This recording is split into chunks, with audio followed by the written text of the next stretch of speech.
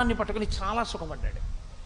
చాలా సుఖపడిన రావణుడు, చాలా కష్టపడిన రాముడు యుద్ధభూమిలో నించుంటే దేవతలు ఋషులు కూడా ఆకాశంలో నిలబడి ఎవరు గెలవాలని కోరారు?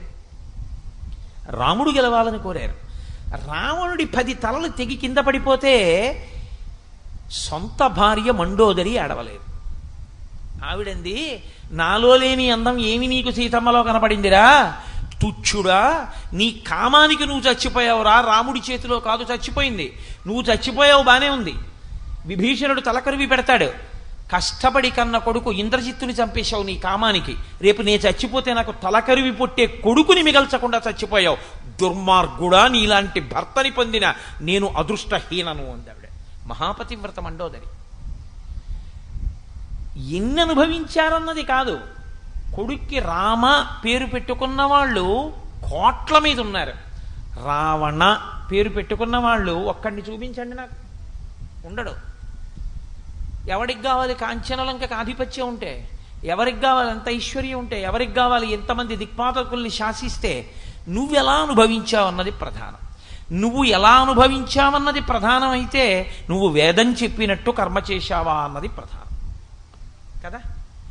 ఎలా అన్న ప్రశ్న వచ్చినప్పుడు సాధనము వేదప్రోక్తమే.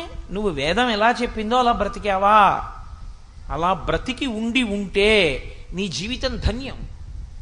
అలా బ్రతకకపోతే నువ్వు ఎన్ని కర్మలు చేసినా, ఎన్ని భోగములు అనుభవించినా, ఎంత కూడబెట్టినా, ఎంత అధికారివైనా, ఎంత అందగాడివైనా లోక కంటకుడవు. నీ వలన ప్రయోజనం ఏమీ ఉండదు. అందుకని యోగ కర్మసు కౌశలం. ఈ యోగం చేసేటటువంటి వాడు ఎలా ఉండాలో చెప్తున్నారు గీతాచార్యుడు. యోగస్థకురు కర్మాణి సంగం త్యక్త్వా ధనంజయ. చిత్తశుద్ధి కలగడానికి ఓ అర్జున నువ్వేం చేయవలసి ఉంటుందో తెలుసా? నువ్వు వేదం ఏం చెప్పిందో అది చేస్తూ ఉండు, కర్మ చేస్తూ ఉండు. కానీ నీవు కర్మ చేసినప్పుడు ఫలితమును అపేక్షించవద్దు. కర్మ ఒక్కటే చేస్తూ వెళ్ళు. ఇది చెప్పినంత తేలిక మాత్రం కాదు సుమండి, చాలా సాధన అవసరం అవుతుంది. ఎందుకంటే మనం ఎప్పుడూ కూడా కర్మ చేస్తే ఫలితాన్ని అపేక్షించకుండా కర్మ చెయ్యనటువంటి స్థితికి నిలబడిపోతాం. ఎందుకంటే కామ్య కర్మకి అలవాటు పడిపోతుంది జీవితం. కోట్ల జన్మలుగా వచ్చినటువంటి బుద్ధి లోపం ఇది. ఏది చెయ్యండి, దీనివల్ల ఏమొస్తుంది అని వెంటనే ఒక ఆలోచన. పూజ చేశాడు, ఈ పూజ చేశాను కాబట్టి నాకేదో కలిసి రావాలి. లేదా పూజ కొరకు చెయ్యడు. దేని కొరకు చేస్తాడంటే ఫలితం కొరకు పూజ చేస్తాడు. మా అమ్మాయి పెళ్ళికి ఏం చేయనండి అంటాడు. నువ్వు ఇప్పటివరకు భక్తిగా ఉంటే మీ అమ్మాయి పెళ్ళికి ఏం చేయాలని అడగక్కర్లేదు. మగ పెళ్లి వారు అడిగొచ్చి నీ కూతుర్ని చేసుకుని ఉండేవారు. నువ్వు అడగవలసిన అవసరం ఎందుకు వచ్చిందంటే ఈ బుద్ధి నీలో ఉండిపోబట్టే. ఏం చేస్తే ఈశ్వరుడు ఇస్తాడని. నీ ఇంటి పాలేరు. నీకు ఎప్పుడు అవసరం వస్తే అప్పుడు ఆయన పలుకుతూ ఉండాలి. నువ్వు పేపర్ ఎందుకు చదువుతావు? పేపర్లో చావు వార్త ఉన్నా చదువుతావు, పేపర్లో శుభవార్త ఉన్నా చదువుతావు. టెండూల్కర్ డకౌట్ అయిపోయినా చదువుతావు, టెండూల్కర్ డబల్ సెంచరీ కొట్టినా చదువుతావు. ఉద్యమాలు వచ్చి రాష్ట్రం అంతా కాలిపోతున్నా చదువుతావు, రాష్ట్రం అంతా సస్యశ్యామలంగా ఉన్నా చదువుతావు. పేపర్ చదవడం ఎందుకు? విషయం గ్రహించడానికి, అంతే. అలా కాఫీ ఎందుకు తాగుతావు? తాగకుండా ఉండలేక తాగుతావు. అన్నం ఎందుకు తింటావు? తినకుండా ఉండలేక తింటావు. భార్యను ఎందుకు ప్రేమిస్తావు? ప్రేమించకుండా ఉండలేక ప్రేమిస్తావు. పూజ ఎందుకు చేస్తావు? చేయకుండా ఉండలేక చేస్తాను అను. అలా అనగలవా? ఎందుకంటే పూజ రోజును అన్నారనుకోండి, అలా ఉండలేనండి నేను చేయకుండా. ఈ ఊపిరించిన వాడు నిన్న ఒక్కరోజు పొద్దున్నెళ్ళో పువ్వు వేస్తే ఇప్పటి వరకు ఊపిరి ఉంచాడు కాబట్టి మీరు వచ్చి మాట్లాడారు. వాడికి వెయ్యొద్దండి పువ్వు, నేను వాడికి పూజ చెయ్యొద్దండి, వాడికి పూజ చేయకుండా నేను ఉండలేను అని మీరు అన్నారనుకోండి, అది సాత్విక కర్మ. కామ్యకర్మ కింద మనం ఎందుకు మార్చుకుంటామంటే అలా అలవాటు చేసేసుకున్నాం. ఎప్పుడూ ఉన్నది ఉండడానికి, కొత్తది రావడానికి, ఉన్నది పోకుండా ఉండడానికి ఈశ్వరుడు. అప్పుడు కర్మలన్నీ కామ్యములు అవుతాయి. కామ్యకర్మ కాకుండా ఉండాలి అంటే ఈశ్వరుడు చెప్పాడు, నేను చేస్తున్నాను, సంగము లేదు. దీనివల్ల ఏమొస్తుంది ఏం పోతుంది నాకు అనవసరం. మీరు చూడండి, బ్యాంకులో క్యాషియర్ అని ఒక ఆయన ఉంటాడు. ఆయన్ని తీసుకెళ్లి చెస్ట్ దగ్గర ఓ సంతకం పెట్టించుకుని ఓ 10 లక్షలు ఇస్తారు. ఆయన వెంటనే ఇంటికి ఫోన్ చేసి, ఏమో మనకు 10 లక్షలు వచ్చాయి, ఏం చెయ్యాలో ఆలోచించు అంటాడా? 10 లక్షలు వచ్చినా నాది కాదు, తీసుకెళ్ళి కౌంటర్లో పెట్టి కూర్చుంటాడు. ఓ విత్డ్రాయల్ ఫామ్ ఇచ్చారనుకోండి, ఉందా, ఇంతకుముందు ఖాతాలో చూస్తాడు, ఉంది, అయ్యో వీడికి ఇలా పెళపెళలాడే నోట్లు ఇచ్చేయడమా అని బాధే ఉండదు, ఇచ్చేస్తాడు. ఇంకోడు కట్టాడు, అయ్యా ఇంతమంది పట్టుకుపోయారండి వాళ్ళ, మీరు ఒక్కరేనయ్యా స్వామి 25,000 తీసుకొచ్చి బ్యాంకులో కట్టారు, ఉండండి కాఫీ ఇప్పిస్తానంటాడా, ఏమీ అండ. కట్టేవాడినైనా క్యూలో రమ్మంటాడు, పుచ్చుకునేవాడినైనా క్యూలో రమ్మంటాడు. 10 లక్షలు పట్టుకొచ్చాడు, 5 లక్షలు ఇంకా వచ్చింది, 15 లక్షలు. తీరా సాయంకాలం కౌంటర్లో కట్టేటప్పటికి 23 రూపాయల 50 పైసలు ఉంది. ఆయనకి ఏమైనా మళ్ళీ ఫోన్ చేసి, ఏమిటో నా కర్మ, 15 లక్షలు వచ్చింది, 23 రూపాయల 50 పైసలు ఉంది సాయంకాలానికి అని ఏడుస్తూ ఇంటికి వెళ్తాడా, ఏమీ ఉండదు. వచ్చిన ఆయనకి పొంగు లేదు, ఆఖరణ లేకపోయినా ఆయనకి కుంగు లేదు. ఎందుకని? అవన్నీ బ్యాంకు వాళ్ళవి. తన కర్మ తను చేసుకెళ్ళిపోతున్నాడు. అలా వేదం నిన్ను కర్మ చేయమంది, నేను చేస్తున్నాను. ఫలితం ఈశ్వరుడు ఇస్తాడు. ఇవ్వకపోతే ఎందుకు ఇవ్వలేదో వదిలిపెట్టేయి. అది భక్తి అన్న మాటకు అర్థం. ఇక్కడ మీరు ఏమి అంగీకరించవలసి ఉంటుందంటే ఈశ్వరుడున్నాడు అన్న మాట అంగీకరించవలసి ఉంటుంది. ఎందుకో తెలుసా అండి, కర్మకి ఫలితం అనేక రకాలుగా ఉంటుంది. నేను ఇది చేద్దాము, ఇలా అవుతుంది అని అనుకున్నాను, కానీ నేను అనుకున్నట్లు జరగలేదు. నేను అమ్మయ్యా ఎప్పటి నుంచో అనుకుని 2 నెలల ముందే మిడిల్ బెర్త్ అని రిజర్వేషన్ ఫామ్లో రాసుకుని, భోగి మధ్యలో ఉండేటటువంటి మిడిల్ బెర్త్ ఎంచుకుని, టాయిలెట్ల వాసన రాకుండా మిడిల్ బెర్త్లో పడుకుని వెళ్ళాలని కోరిక, అందుకని middle berth middle berth middle berth అని తీసుకున్నాను. ఇప్పుడు నేను మిడిల్ బెర్త్లో వెడతాను అని అనుకున్నాను. అలా వెడతానా వెళ్ళనా అన్నది ఈశ్వర ఇచ్ఛ. ఎందుకని? నేను మిడిల్ బెర్త్లో వెళ్ళొచ్చు, ఏసీ 3 టైర్లో బుక్ చేసుకుంటే అప్గ్రేడేషన్ వచ్చి ఏసీ 2 టైర్లోకి వెళ్ళొచ్చు. అప్పుడు నేను అనుకున్న కన్నా ఎక్కువ ఫలితం వస్తుంది. ఒకచో తీరా నేను వెళ్ళిన తర్వాత బోలెడంతమంది వృద్ధులు మిగిలిన 7 బెర్తుల వాళ్ళు వచ్చి, బాబు మేము ఆ అప్పరు ఎక్కలేము నాయన, ఆ మిడిలు మేము అసలు లోయర్లో తప్ప మిడిలే ఎక్కలేము, అప్పరు ఎక్కలేము, ఏమనుకోక నాయన, ఆ పక్కన ఉన్న అప్పర్లన్నీ మాకు వచ్చాయి, ఇదిగో మిగిలిన వాళ్ళందరూ పెడతాను, నువ్వు సర్దుకో, ఒంట్లో ఓపిక ఉన్నవాడివి కదా, ఏదో ఎలాగో అలా ఎక్కి దాని మీద పడుకుంటావు అన్నాడు. ఇప్పుడు నీ కళలేమయ్యాయి? ఎక్కడో టాయిలెట్ పక్కన ఉన్న అప్పర్ ఎక్కాలి, అబ్బెబ్బే వీలు లేదు, భీష్మించుకుని ఇక్కడే పడుకుంటానంటే అందరూ తిడతారే, బుద్ధిందా లేదా నీకు, ఒంట్లో ఓపిక ఉన్నాడు, మిషలైన కింద పడుకుంటాడు, వెళ్ళి అక్కడికంటారు. అందుకని మీకు ఇష్టం ఉన్నా లేకపోయినా దానం చేసి వెళ్ళి అప్పర్ బెత్త మీద పడుకోవాలి. 3వ నెంబర్ బెత్త వచ్చింది, సుగంధం పీలుస్తూ పడుకోవడమే రాత్రంతాను. కాబట్టి నువ్వు అనుకున్నట్టు జరగకపోవచ్చు, అనుకున్న కన్నా ఎక్కువ అవ్వచ్చు, అనుకున్నది అనుకున్నట్టు జరగచ్చు, అనుకున్నది జరగనైపోకపోవచ్చు. తీరా బయలుదేరదాం అనుకున్నావు, జ్వరం వచ్చింది, టికెట్ ఎవరికో ఇచ్చి ఎంత వస్తే అంతే వచ్చింది, క్యాన్సిల్ చేసేయండి అని ఉండిపోయావు. ఇప్పుడు ఇందులో నీకు సంకల్పం ఉంది, రిజర్వేషన్ చేయించుకున్నావు, వెడతావా వెళ్ళవా, ఈశ్వరుడు ఒకడు ఉన్నాడు, వాడి నిర్ణయాన్ని బట్టి ఉంటుంది. వాడు ఎలా నిర్ణయం చేస్తే అలా ఫలితం వస్తుంది అని మీరు నమ్మడంలో, ఫలితాన్ని నువ్వు ఆశించవద్దు అండంలోనే ఇచ్చేవాడు ఒకడు ఉన్నాడు. వాడు ఇవ్వాలి అనుకుంటే నేను అనుకున్న దానికన్నా ఎక్కువ ఇస్తాడు. వాడు వద్దు ఇవ్వద్దు అనుకున్నాడు, వాడు అసలు అది జరగకుండా చేస్తాడు, లేకపోతే ఆ ఫలితాన్ని ఇవ్వడు. మీరు ఒక్కటే కొంచెం జాగ్రత్తగా ఆలోచించండి. అందరూ వ్యాపారం చేస్తారు. గుంటూరులో పొగాకు వ్యాపారం చేసిన వాళ్ళు చాలామంది ఉన్నారు.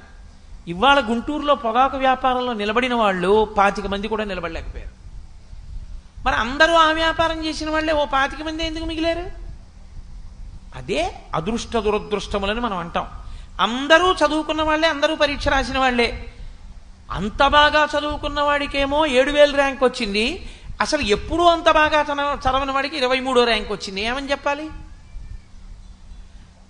కాబట్టి నువ్వు కర్మ చేసేటప్పుడు ఫలితమును ఆశించకుండా చేస్తూ విడితే ఫలితం ఇచ్చేవాడు ఒకడున్నాడు, వాడు ఇస్తే ఇస్తాడు, లేకపోతే లేదు. ఇప్పుడు ముందొచ్చే లక్షణం ఏమిటో తెలుసా అండి? ఉద్వేగము పోతుంది.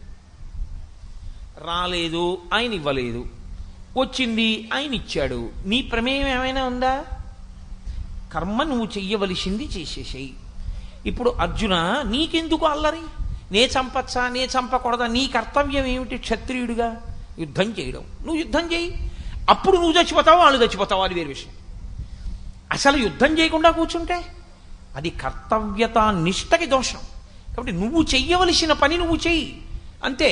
ఆ తర్వాత ఫలితం గురించి నువ్వు అపేక్షించవద్దు. వాడు యోగి. అలా ఎవరుంటాడో ఆయనే యోగి. ఆ యోగి అన్న మాట చిత్తశుద్ధిని ఏర్పరిచి చిత్తశుద్ధితో కర్మాచరణము చేసినటువంటి కారణం చేత చిట్ట చివరికి ఆత్మగా నిలబడగలిగిన స్థితికి ఎదిగిపోతాడంతే. ఇది ఎంత చమత్కారంగా ఉంటుందంటే, యోగి అని ప్రత్యేకంగా ఒక పేరు చివర ఏమీ కలపడమో, లేకపోతే ఇంకా మళ్ళీ యోగికి యోగమునకు ముందు వెనక ఏవో కలపడమో ఉండవు. నేను మీతో మాట చెప్పేసి నా ఉపన్యాసం పూర్తి చేస్తాను, ఎందుకంటే వెనకాల కోలాట కార్యక్రమం ఉంది కాబట్టి. శ్రీరామాయణం ఇవాళ శ్రీరామ నవమి కదండి. అసలు యథార్థంగా ఇవాళ శ్రీరామనవమి. ఈ సమయంలో స్వామివారి యొక్క పట్టాభిషేక సర్గ చదివి వినాలి తప్పకుండా శ్రీరామనవమి నాడు సాయంకాలం. అందుకని ఆ రామచంద్రమూర్తిని మీరు గమనించండి, ఆయనేం అడగలేదు. అకస్మాత్తుగా ఓ రోజు తండ్రి గారు పిలిచాడు. పిలిచి కూర్చో, ఆయన వచ్చాడు, నమస్కారం పెట్టాడు రామచంద్రమూర్తి. దశరథుడు అన్నాడు అలా కూర్చున్నాడు. చైత్ర శ్రీమాన్ ఇయం మాస పుణ్య పుష్పితకానన యవ్వరాజ్యాయ రామస్య సర్వం మే ఉపకల్ప్యతాం అని నిన్ననే అడిగాను సభలో. చైత్రమాసం కదా, రాముడికి యవ్వరాజ్యం ఇద్దామనుకుంటున్నాను అన్నాను. ప్రజలందరూ అంగీకరించారు, రామా అందుకని నీకు యవ్వరాజ్య పట్టాభిషేకం చేద్దామనుకుంటున్నాను. నాకు దుర్నిమిత్తములు కనపడుతున్నాయి, అందుకని తొందరగా చేసేద్దామనుకుంటున్నాను. నేను ఎక్కువ కాలం బతకను అని నాకు అనుమానంగా ఉంది. అందుకని నీకు రేపే యవ్వరాజ్య పట్టాభిషేకం. ఇవాళ రాత్రి వెళ్ళి నీ భార్యతో ఉపవాసం చెయ్యి. అలాగే నాన్నగారు నమస్కారం పెట్టి ప్రదక్షిణం చేసి వెళ్ళిపోయాడు. ఇప్పుడు నాన్నగారు రాజ్యం ఇస్తారని పొంగిపోలేదు రాముడు. వెళ్ళిపోయి ఉపవాసం చేశాడు. భార్యతో కలిసి ఉపవాసము అంటే ఉపవాసి, అన్యభావన రాకుండా ఉండడానికి పూజామందిరంలో పడుకుంటారు దంపతులు ఇద్దరు కలిసి. కాబట్టి పూజామందిరంలో పడుకున్నాడు రాముడు. పడుకున్నాడు, మర్నాడు నిద్రలేచాడు. తను చెయ్యవలసినటువంటి విహిత కర్మలన్నీ పూర్తి చేశాడు. పూర్తి చేసి అప్పుడు తండ్రి గారి యొక్క మందిరానికి వెళ్ళాడు. తండ్రి మొదలు నరికేసిన చెట్టు ఎలా ఉంటుందో అప్పటికి 50 మాటలు స్పృహ తప్పాడు రాత్రి. రాముణ్ణి దూరం చేసుకోవాల్సి వస్తోందని ఏడిచి కళ్ళు ఉబ్బిపోయి ముందుకు వచ్చేసి జుత్తు చల్లుకుపోయి పొద్దున్న వీణానాదం వింటూ లేచేటటువంటి దశరథ మహారాజు పీనుగు ఎలా ఉంటుందో అటువంటి స్థితిని పొంది ఇలా తలెత్తి కూడా రాముణ్ణి చూడలేకపోయాడు బెంగతో. రామా వెళ్ళిపోవలసి ఉంటుంది రాజ్యం నుంచి, రాత్రి మీ పిన్నమ్మ వరాలు అడిగిందని చెప్పలేక. ఆయన చూసి ఆశ్చర్యపోయి, నాన్నగారమ్మా ఎందుకమ్మా అలా ఉన్నారు అని అడిగాడు. ఆవిడంది, నవపంచచ వర్షాణి దండకారణ్యమాశ్రిత చీరాజిన జటాధారి రామో భవతు తాపస అభిషేక సమారంభో రాఘవస్యోపకల్ప్యతాం అనేనైవాభిషేకేన భరతో మిభిషిచ్యతాం. నాయనా నువ్వు 14 ఏళ్ళు అరణ్యవాసం చెయ్యాలి, ఇదే ముహూర్తానికి భరతుడికి పట్టాభిషేకం చెయ్యాలని అడిగాను. మీ నాన్న నాకు మాట ఇచ్చాడు, కానీ నువ్వు ఒప్పుకుంటావో ఒప్పుకోవో అని బెంగ పెట్టుకుని అలా ఉన్నాడు. నువ్వు తొందరగా వెళ్ళిపోతే తను స్నానం చేసి అన్నం తింటట్టు, లేకపోతే తినట్టని చెప్పింది. రాముడు అన్నాడు ఈ మాట విని, అదేంటమ్మా భరతుడికి రాజ్యం అడగడం ఏంటమ్మా, నన్ను అడవికి వెళ్ళమనడం ఏంటమ్మా, నేనేమో పట్టాభిషేకం జరుగుతుందని అందరికీ చెప్పేసుకున్నాను, ఇప్పుడు నన్ను అడవికి వెళ్ళమంటున్నారు కదా, నేనేం తప్పు చేశాను, రాజ్యం పెద్దవాడికి వస్తుంది, నాన్నగారు ఎవరమ్మా పెద్దవాడికి ఇవ్వనడానికి రాజ్యం పట్టుకెళ్ళేసి తమ్ముడికి ఇవ్వడానికి, ఆయన సొంత సొత్త, రాజ్యం వంశపారంపర్యంగా వచ్చే హక్కు అనాలి. ఆయన అన్నాడు, అమ్మా ఎంత పిచ్చిదానివమ్మా, దానికి 2 వరాలు అడిగావా, ఎందుకు నువ్వు పిలిచి చెప్తే వెళ్ళిపోనేమిటి, రామా భరతుడికి రాజ్యం ఇస్తాను నువ్వు అడవికి వెళ్ళు అంటే నేను వెళ్ళను. అమ్మా నువ్వు బాగా ఒక్క విషయాన్ని గుర్తించు తల్లి, నేను ఇవన్నీ కోరుకునేవాణ్ణి కాను, కేవలం ఋషితుల్యుణ్ణి. నాకు రాజ్యం ఇచ్చి నాన్నగారు చెయ్యమన్నా, నాన్నగారు చెయ్యమన్నారు కాబట్టి, నాన్నగారు చెప్పిన పని చెయ్యమని వేదం చెప్తోంది కాబట్టి ఆ కర్మ చేస్తారు. నాన్నగారు అరణ్యానికి వెళ్ళిపోమంటే, నాన్నగారు అరణ్యానికి వెళ్ళమన్నారు కాబట్టి సంతోషంగా వెళ్ళిపోతాను, నాన్నగారు రాజ్యం చేయమంటే సంతోషంగా చేస్తాను. నాన్నగారు చెప్పింది చేయడం నాకు కావాలి, కానీ నాన్నగారు చెప్పంది చేసి నేను సంతోషం పొందడం నాకు అక్కర్లేదు. కాబట్టి అమ్మా నహమర్థపరో దేవీ లోకమా వస్తుముత్సహే విద్ధిమాం ఋషిభిః తుల్యం కేవలం ధర్మమాస్థితం. నాకు ధర్మం కావాలమ్మా, నేను ఋషిని, అలాగే వెళ్ళిపోతున్నానమ్మా అన్నాడు. ఉత్తర క్షణం అక్కడే పట్టాభిషేకానికి సంబంధించిన సంభారములు కనబడ్డాయి. ఇంకొకడైతే అవి చూడగానే బెగబెట్టుకుంటాడు. ఇవి కోటేశ్వరారు మీకు ఇస్తున్నాం అని తీసుకొచ్చి ఓ మంచి పట్టుపంచ ఉత్తరీయం అక్కడ పెట్టారనుకోండి, అంటే నేను ఉదాహరణకి చెప్తున్నాను, నాకే అలాంటి పిచ్చి కోరికలు లేవు. అక్కడ పెట్టారనుకోండి, నేను అది చూసి అబ్బా అంచు చాలా పెద్దది ఉంది, పట్టు పంచి అబ్బో చాలా బాగుంది, వచ్చేసారి 2 నెలల తర్వాత మనం శంకర జయంతి నాడు కట్టుకుంటే బాగుంటుంది అని ఏవో ఆలోచనలు చేశాను. ఏమనుకోకండి, పెద్ద ఆయన మహాపండితుడు ఎప్పుడు రాని వారు వచ్చారు కోటేశ్వరారు, ఏమనుకోకండి, మీకు నూలు పంచిస్తున్నాం, ఇది ఇచ్చేస్తున్నాం ఆయనకని ఇచ్చేశారు.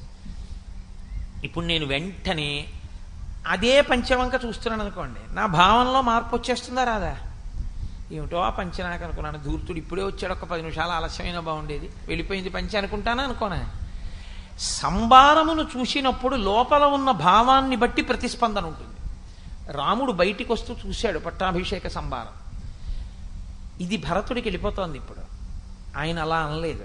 ఆయన అన్నాడు, ఈ సంభారములు ఎప్పుడు వాడినా పట్టాభిషేక సంభారములు, ఒక వ్యక్తికి రాజ్యాధికారం ఇవ్వగలిగిన పదార్థములు, పవిత్రములు, కాబట్టి వాటికి ప్రదక్షిణం చేసి పెడతానని ప్రదక్షిణం చేసి నమస్కారం చేసి వెళ్ళిపోయాడు. అంటే లోపల కోరికేం లేదనడానికి అదే ఆయన యొక్క నడవడి. రాముడు అంటే కర్మయోగి. ఆయన వేదం ఏం చెప్పిందో, ధర్మం ఏం చెప్పిందో అది చేస్తాడు తప్ప ఎలాగో అలా ప్రయోజనం సాధించుకోవాలనుకున్నాడు అనుకోండి, అసలు సుగ్రీవుడితో స్నేహం చేయక్కర్లా, వాలితో స్నేహం చేస్తే చాలు సీతమ్మ వచ్చేస్తుంది. ఏ సుందరకాండ ఉండదు రామాయణంలో. కానీ ఆయనకి కావలసింది ధర్మం. ధర్మం లేని వాలితో స్నేహం చేయడం కన్నా ధర్మం ఉన్న సుగ్రీవుడితో స్నేహం చేశాడు.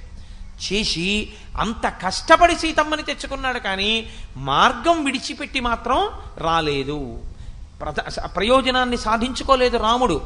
అలా ఎవరు నిలబడగలిగాడో, అలా ప్రయోజనమును అపేక్షించకుండా వేదవిహితమైనటువంటి కర్మాచరణము చేసుకుంటూ విడుతుండగా ఈశ్వరుడు ఇచ్చినటువంటి ఫలితములన్నీ ప్రసాదములని ఎవడందుకున్నాడో వాడు యోగి. ప్రసాదము అన్న మాటలో నీకు కోరుకున్న రుచి దొరకదు. మీరు తిరుపతి వెళ్ళి బయటకు వస్తుంటే ఒకసారి చక్కెర పొంగల్ ఎడతారు, అబ్బా నా అదృష్టం ఎప్పుడు అనుకున్నాను, మా ఇన్నాళ్ళకి చక్కెర పొంగల్ వచ్చిందని తిన్నావు. మర్నాడు మళ్ళీ దర్శనానికి వెళ్ళావు, అదే వేళకి వెళ్ళావు, చక్కెర పొంగల్ ఎడతారని పులిహార ఎట్టారు.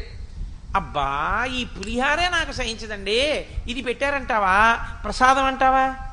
పులిహార పెట్టినా ప్రసాదమే, చక్కెర పొంగలు పెట్టినా ప్రసాదమే. అలాగే ఈశ్వరుడు నువ్వు కర్మ చేసినప్పుడు ఫలితం ఇవ్వలేదు, ఏదో ఉందన్నమాట, అది ఇస్తే పాడవుతావు. అందుకని ఈశ్వరుడు ఇవ్వకుండా రక్షించాడు. తల్లి పిల్లవాడికి పాలు చల్లార పెడుతూ ఉంటుంది. పిల్లవాడు గబగబా వెళ్ళి వేడి గ్లాసు పాలు తీసేసుకుందాం అనుకుంటాడు. అమ్మ వాడి చెయ్యి తీసేసి పక్కన పెట్టేసి ఇలా చల్లార పెట్టేసి ఆ పాలు ఇలా పట్టుకు చూసి, ఇంకా ఈ పాల గ్లాస్ ఇవ్వచ్చా ఇవ్వకూడదా చూస్తుంది. చూసి మీరు చూడండి, తల్లి పాలు ఇవ్వకుండా గ్లాస్ పట్టుకుని ఇలా ఇలా ఇలా ఇలా ఇలా అంటుంది. అంటే తన చేతులలోకి ఆ వేడినంతటినీ కూడా తీసేసుకుంటుంది. తీసేసుకుని ఇప్పుడు పాలు బాగా చల్లగా ఉన్నాయి చూసి పిల్లాడికి ఇస్తుంది. ఇప్పుడు ఆవిడ ఆ పాలు ఇవ్వకుండా ఇంతకు ముందు ఉండడం పిల్లాన్ని బాధ పెట్టడానికా? వాడికి ఆ పాలిస్తే పాడైపోతాడని ఇవ్వలేదు, చల్లారబెట్టే ఇచ్చిందా నీకు. ఎప్పుడు ఇవ్వాలో ఎప్పుడు ఇవ్వకూడదో ఈశ్వరుడికి తెలుసు. ఇప్పుడు ఇవ్వకపోవడంలో కూడా రక్షిస్తాడు, ఒక్కొక్కసారి ఇచ్చి కూడా రక్షిస్తాడు. ఇచ్చి రక్షిస్తాడు, ఇవ్వక రక్షిస్తాడు.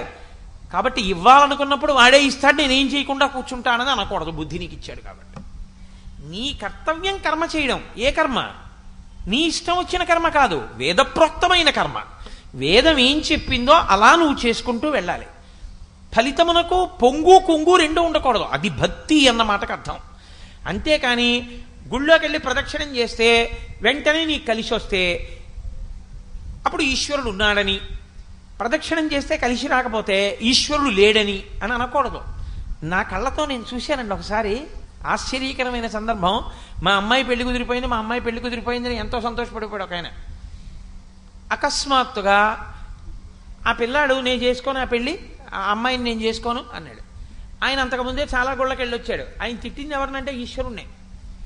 అన్ని గుళ్ళకి వెళ్ళొచ్చాను, అమ్మాయికి పెళ్లి కుదిరిందని, వాళ్ళు ఏమిటో అకస్మాత్తుగా వచ్చి మేము చేసుకో, ఆ అమ్మాయిని వెళ్ళిపోయారు, నా పిల్లకేం దోషమా ఏమి అని తిట్టాడు. ఇది జరిగిన వారం రోజులకి ఆ పెళ్లి కొడుకుని అరెస్ట్ చేశారు. వాడు అంతకుముందు 10 పెళ్లి చేసుకున్నాడు. ఇప్పుడు ఈయన మళ్ళీ వెళ్ళిపోయాడు ఆ గుళ్ళన్నింటికి. అమ్మ బాబోయ్, అయిపోయి ఉంటే వారం రోజుల్లో పెళ్ళి, నా కూతురు బతుకేమైపోను, నా అదృష్టం పెళ్ళవ్వకుండా ఆయన రక్షించాడనమాట అన్నాడు. ఇది నువ్వు తర్వాత మళ్ళీ గుడికి వెళ్ళినప్పుడు అనడం కాదు, ఇవ్వనప్పుడు కూడా అనగలిగితే ఉద్వేగం లేదు. అది యోగస్థ కురు కర్మాణి ఇది నాయనా నువ్వు కర్మ చెయ్యాలి, ఫలితమునపేక్షించడం వల్ల మోహం వచ్చింది అర్జున, నే చంపేస్తానంటాడు, నువ్వు చంపకపోతే ఉంటాయి శరీరాలు. కాబట్టి కర్మణ్యేవాధికారస్తే మా ఫలేషు కదాచన మా కర్మ ఫలహేతుర్భూ మాతే సంగోస్త్వకర్మణి. నీ కర్మ నువ్వు చేసేయి, ఫలితాన్ని అపేక్షించద్దు. ఏది వస్తే దాన్ని మహాప్రసాదంగా స్వీకరించి వెళ్ళిపో. ఈశ్వరుడు నాకు ఇది ఇవ్వడం వెనక ఇంత ప్రయోజనం ఉందన్నమాట అనుకుంటూ ఉంటాం తప్ప నీ కర్మ నువ్వు చేస్తూ వెళుతూ ఉంటే అశాంతి, ఉడుపు, దుడుపు, పొంగు కుంగు లేకుండా సమత్వం యోగ ఉచ్యతే. ఎప్పుడూ సమానంగా ఉండడం నీకొస్తే తుల్య నిందా స్తుతిర్మౌని సంతుష్టో ఏనకేనచిత్ తనికేత స్థిరమతి భక్తిమాన్మే ప్రియో నర. జయాపజయములు, ఎండావాన, ఎత్తోపల్లం, చల్లతనం, వేడి ఇలాంటి ద్వంద్వములకు అతీతంగా నువ్వు ఈశ్వరానుగ్రహంగా నీ కర్మ చెయ్యడం మానకుండా కర్మ చేసుకుంటూ వెళ్ళిపోతూ ఈశ్వరుడు ఫలితాన్ని ఇస్తాడని నమ్మి ఈశ్వరుని యొక్క అస్తిత్వమునకు నమ్మి నిలబడగలిగినటువంటి ప్రజ్ఞ నీ యందు పెరిగితే కళ్యాణీ పథకాదేయం లౌకికీ ప్రతిభాతిమా ఏతి జీవంతి మానందో నరం వర్ష శతాదపి.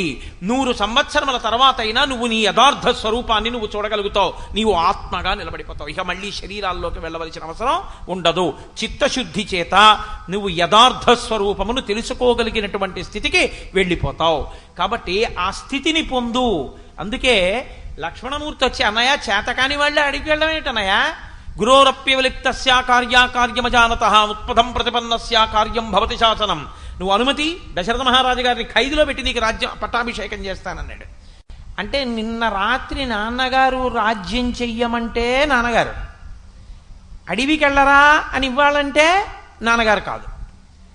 అంటే నాన్నగారి మాట వలన మనకి ప్రయోజనం వస్తే ఆయన నాన్నగారు, నాన్నగారు చెప్పిన మాట పాటించి ధర్మమునందు నిలబడినవాడు కొడుకా, పుత్రధర్మం పాటించినవాడు పుత్రుడా, నాన్నగారు పనికొచ్చేది ఇస్తే ఆ పని చేసినటువంటి వాడు పుత్రుడా అని అడిగాడు. అంటే లక్ష్మణమూర్తి ఆశ్చర్యపోయి అన్నారు, మరి అన్నయ్య నిన్న రాత్రి ఇస్తా అన్నవాడు ఇవాళ ఇవ్వనండం ఏమిటి అంటే వెంటనే రాముడు అన్నాడు, అనుదైవస్య కర్మతత్. ఈశ్వరుడి చమత్కారం అలాగే ఉంటుందిరా, నిన్ననిస్తానన్నావా అని అనిపించినవాడు ఈశ్వరుడు, ఇవాళ ఇవ్వననిపించినవాడు ఈశ్వరుడు. ఆ ఈశ్వరుడు నీ కళ్ళెదురుగుండా వచ్చి కనపడి చెప్పడు, ఎవరి ద్వారానో చెప్పిస్తుంటాడు. ఇలా నీకు ఈశ్వరుడు దొరకడుగా యుద్ధం చేయడానికి. దశరథుణ్ణి ఖైదు చేస్తే తండ్రి పట్ల ప్రవర్తించవలసిన మర్యాద యందు వైక్లభ్యం పొందిన పాపాన్ని మూట కట్టుకుంటావు, కానీ నువ్వు కొడుకుగా నువ్వు చెయ్యవలసిన కర్తవ్యం నువ్వెక్కడ చేసావు ప్రయోజనాన్ని కోరకుండా. నిన్న రాత్రి నాన్నగారు రాజ్యం చేయమన్నారు, చేస్తాను.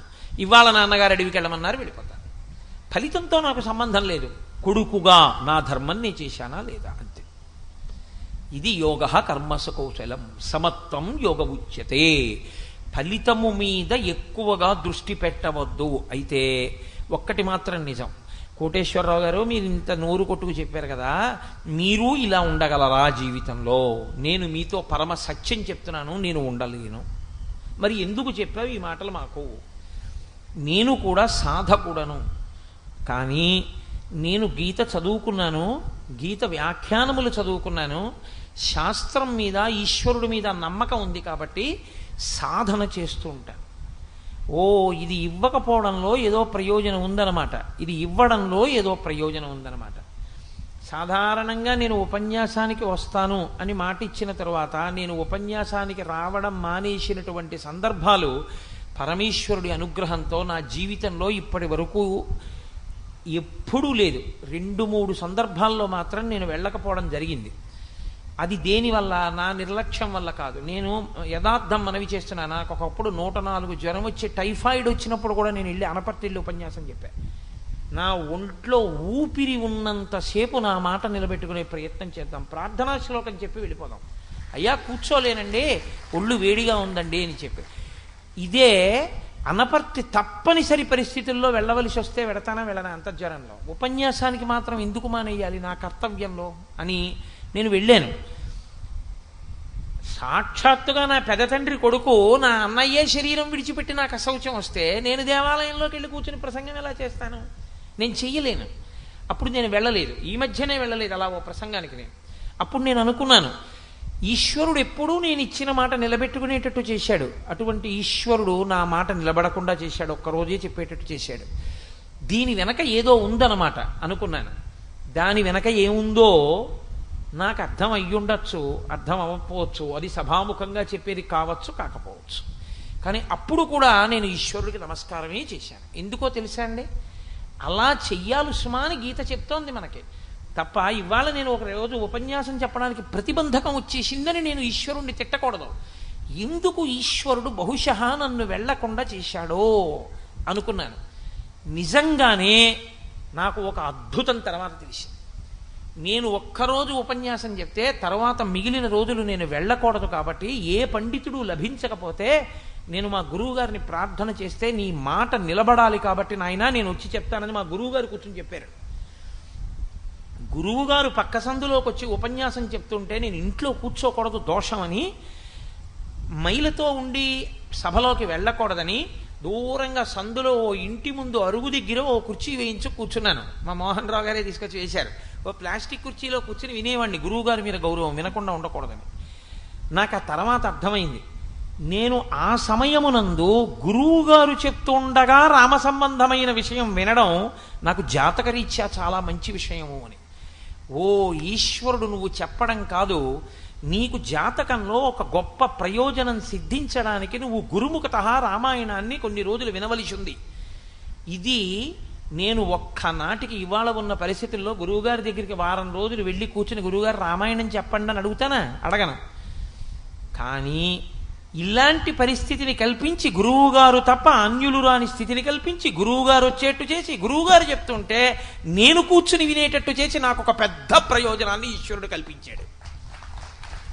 చూశారు, ఒక్కొక్కసారి మన మాట నిలబెట్టుకోలేకపోవడంలో, అలా అని అన్ని కాలముల యందు అబద్ధమాడి కాదు, అది యోగ కర్మసు కౌశలం. మీతోనే మనవి చేశా, వేదప్రోక్తమైనటువంటి విధి విధానమై ఉండాలి. అశౌచమునందు ఉపన్యాసానికి గుళ్ళోకి వెళ్ళకూడదు కాబట్టి వెళ్ళలేదు, అంతేగాని వంకపెట్టి ఉపన్యాసం మానేయకూడదు. అది గీత చదువుకోవడం వల్ల నేను కొంత సాధన చెయ్యగలుగుతున్నానా లేదా, నేను ఉద్వేగాన్ని పొందకుండా ప్రశాంతంగా ఉండగలిగానా లేదా, నేను హాయిగా వెళ్ళి మా గురువుగారు చెప్తుంటే విని సంతోషించానా లేదా. ఇది ఏమీ చేత కాని నాలాంటి వాడికే ఒక్క శ్లోకం అర్థమైతే ఇంత ప్రయోజనం వస్తే, 18 అధ్యాయాల భగవద్గీత జీర్ణమైతే మీరు ఆత్మగా నిలబడగలిగినటువంటి స్థితిని పొందుతారంటే మీకు ఎందుకు కష్టం అవ్వాలి? కాబట్టి చిత్తశుద్ధి కలిగి ఆత్మ స్థితిని పొందాలి అంటే, తన యథార్థ స్వరూపము గోచరము కావాలంటే భగవద్గీత పఠించి తీరాలి. అందుకే శంకర భగవత్పాదులు భగవద్గీత కించిదీత గంగాజలలవ కణికాపీత సకృదపియేన మురారి సమర్చ క్రియతే తస్య యమేన నచర్చ అన్నారు. ఎవరైతే ప్రతిరోజు భగవద్గీతలో కొన్ని శ్లోకాలైనా చదువుకుంటారో, భగవద్గీత కించిదీత గంగాజలలవ కణికాపీత, గంగాజలాన్ని కొంచెమైనా తాగుతారో, సకృదపియేన మురారి సమర్చ, విష్ణు భగవానుణ్ణి ప్రతిరోజు కనీసం 12 నామాలతో కేశవ నారాయణ గోవింద మాధవ మొదలైన నామాలతో అర్చన చేస్తాడో అటువంటి వాడికి క్రియతే తస్య యమేన న చర్చ, యమునితో చర్చ లేదు. యమునితో చర్చ అంటే ఏమిటి? ఆయన వచ్చే టైం అయిపోయింది అన్నాను, నేను రానండం, ఆయన బలవంతంగా పట్టుకుపోవడం ఏమి ఉండవు. అంటే యమదర్శనం ఉండదు. యమదర్శనం ఉండదంటే నువ్వు సాక్షిగా శరీరాన్ని చూస్తూ దోసపండు ముచిక నుంచి విడివిడినంత తేలికగా త్రయంబకం యజామహే సుగంధిం పుష్టివర్ధనం ఉర్వారుకమివ వంధనాన్ మృత్యోర్ముక్షీయమామృతాత్తని ఊర్ధ్వముఖ చలనం చేసి బ్రహ్మస్థానంలోంచి నిర్గమించి ఈశ్వరుడిలో కలిసిపోయి దేహాన్ని సాక్షిగా చూడగలిగినటువంటి ప్రజ్ఞ ఇప్పుడే ఇక్కడే సిద్ధిస్తుంది. అందుకే గీత అంతా విన్న అర్జునుడు నష్టో మోహ స్మృతిర్లబ్ధ, నా అజ్ఞానం పోయి ఏది తెలియాలో అది తెలిసింది కృష్ణ అన్నాడు. కాబట్టి అంత పరమపావనమైనటువంటి భగవద్గీత, ఆ భగవద్గీత అలా వినపడుతుంటే చాలు. వీడి ఎక్కడో తిరుగుతుంటాడు ఇలా కాకినాడలో, వీడిని తీసుకొచ్చి భగవద్గీత చెప్పరా అంటే ఏదో సాయంకాలం అటు ఇటు పోకుండా వచ్చి కూర్చుని కాసేపు కుదురుగా భగవంతుడి గురించి చెప్పుకుని తరిస్తాడు. కాబట్టి వీడిని తీసుకొచ్చి కట్టి పడేయడానికి మార్గం ఇదొకటే. వీడికున్న చాపల్యం అది. వినరా అంటే వినడు, చెప్పరా అంటే కూర్చుంటాడు. అందుకని చెప్పరా అని తీసుకొచ్చి కాసేపు ఇక్కడ పడేస్తే ఏదో భగవద్గీత చెప్పుకుని తరిస్తాడు. ఇంత గొప్ప ఉత్సవాల్లో వీడు పాల్గొన్నాడు, వీడు ఏదో సేవ చేశాడన్న పుణ్యాన్ని కట్టపెట్టి వీడిని ఉద్ధరిద్దామని నా యందు అపారమైనటువంటి కృప వహించి సుబ్బారావు గారు నన్ను తీసుకొచ్చి ఇక్కడ కూర్చోపెట్టి నా చేత వారం రోజుల పాటు భగవద్గీత గురించి చెప్పాడు అన్న మర్యాద నాకు కట్టపెట్టి ఇంత గొప్ప ఉత్సవంలో నేను కూడా నా శరీరము, నా మనస్సు, నా వాక్కుతో నేను చెయ్యగలిగినటువంటి సేవ చేసుకున్నానన్న ఒక గొప్ప తృప్తిని నాకు మిగల్చారు. ఇంకా ఇంతకన్నా సన్మానం ఏముంటుంది, ఇంతకన్నా సత్కారం ఏముంటుంది? ఏది మనసుకు పొంగో అది సత్కారం. కాబట్టి ఇక నాకు వేరు సత్కారం చేసే ప్రయత్నం చేస్తే ఈ సత్కారం తాలూకా పొంగు కుంగిపోతుంది కాదు. పాలు పొంగుతున్నప్పుడు నీళ్లు చల్లేస్తే వెనక్కి వెళ్ళిపోతాయి. కాబట్టి ఇంత గొప్ప ఉత్సవంలో సహకరించినందుకు సత్కారం చేయించుకుంటే ప్రతిఫలం కోరుకున్నవాడిని అయిపోతాను. ఇప్పటిదాకా నేను చెప్పిందేమో యోగః కర్మసు కౌశలం యోగస్థ కురు కర్మాణి సమత్వం యోగ ఉచ్యతే అని, నేనేమో కర్మణ్యేవాధికారస్తే మా ఫలేషు కదాచన మా కర్మఫల హేతుర్భూ మాతే సంగోస్త్వ కర్మణి, ఇన్ని మాటలు చెప్పి ఇవన్నీ చెప్పినందుకు నాకు సత్కారం చేయండి అని శాలువాలు కప్పించుకుంటే ఇంకా నేను చెప్పింది దేవుడు చెప్పినట్టు భగవద్గీత ఇదిగో ఇంటూ 0 అవుతుంది. అందుకని నాకు మీరు చెయ్యగలిగిన మహోపకారం ఏమైనా ఉంటే నాకు మీరు సత్కారం చెయ్యొద్దని నేను అన్నా. మీ మనసు దిగులు పొందుతుంది నాకు తెలుసు. సుబ్బారావు మనసు అప్పుడే ముఖం మారిపోతోంది. మీరు బెంగపెట్టుకోక్కర్లేదు, నాకు సత్కారం చేసినట్టే. నేను పొంగిపోయే సత్కారం ఏమిటి అంటే బాబా గారికి నైవేద్యం పెట్టిన 2 అరటిపళ్ళు, 3 తామలపాకులు, 2 వక్కలు నాకు ఇవ్వండి చాలు.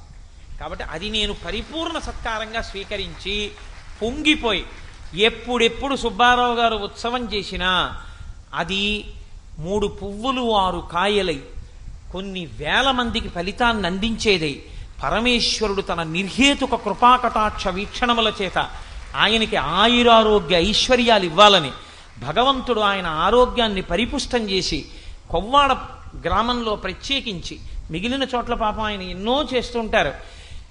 ఈ గ్రామంలో సనాతన ధర్మం వేళ్లు ఊంచుకుని ఇలాగే పదిలంగా నిలబడడానికి గొడుగులా నిలబడిన మహానుభావుడు సుబ్బారావు గారు. అటువంటి సుబ్బారావు గారికి భగవంతుడు అన్ని విధాల శ్రేయస్సు ఇవ్వాలని నేను త్రికరణ శుద్ధిగా ఇంత పవిత్రమైన వేదిక మీద ఒక్క మాట నా మనసులో లేనిది నేను చెప్పను. త్రికరణ శుద్ధిగా అంజలి ఘటించి భగవంతుని పాదములకు శిరస్సు తాటించి నమస్కరించి ప్రార్థన చేసి నేను వేడుకుంటున్నాను. కాబట్టి మనందరం కోరుకునేది సుబ్బారావు గారు చిరాయులై ఇలా ఎన్నో కార్యక్రమాలు చేస్తే, ఎన్నో జరిగితే చూసి పొంగిపోగలిగితే చాలు నాకు పరమానందం. నాకు కోటేశ్వరరావు గారు మీరు సభకు వచ్చి ప్రసంగం చేయండి అని కూడా నన్ను అడగక్కర్లా, నేనే వచ్చి చూసి వెళ్ళిపోతూ ఉంటాను సంతోషంగా. నేను ఇవాళ రాలా మధ్యాహ్నం భోజనాల దగ్గరికి, ఒక్కసారి అక్కడ నిలబడి అంతమంది స్త్రీలను చూసి పొంగిపోయా కామరాజు గారితో వస్తూ. ఆ లోపలికి వెళ్ళి అంతమంది అన్నం తింటుంటే పొంగిపోయా చూసి.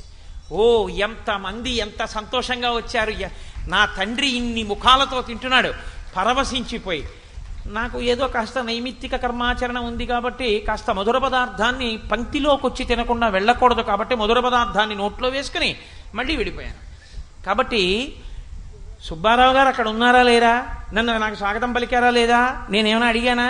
లేదు. నాకు సుబ్బారావు గారు చేసిన కార్యక్రమం జయప్రదం అయితే చూసి సంతోషించడమే నాకు సంతోషం. కాబట్టి సుబ్బారావు గారు ఇలా కార్యాలు చేసి సఫలీకృతం అయితే చాలు నాకు. ఉపన్యాసం కోటేశ్వరరావు మీరు చెప్పండి అని అడగలేదని కూడా నేను నొచ్చుకోను. నన్ను పిలవకపోయినా నేను వచ్చి కూర్చుంటాను, వింటాను, చూస్తాను, పొంగిపోతాను.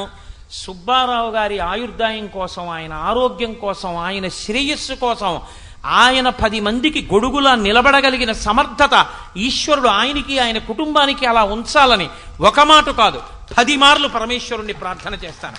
ఆయన మీద నాకున్న గౌరవం, ప్రేమ అటువంటివి. కాబట్టి ఈ కార్యక్రమాన్ని ఇక్కడితో పూర్తి చేస్తూ స్వస్తి.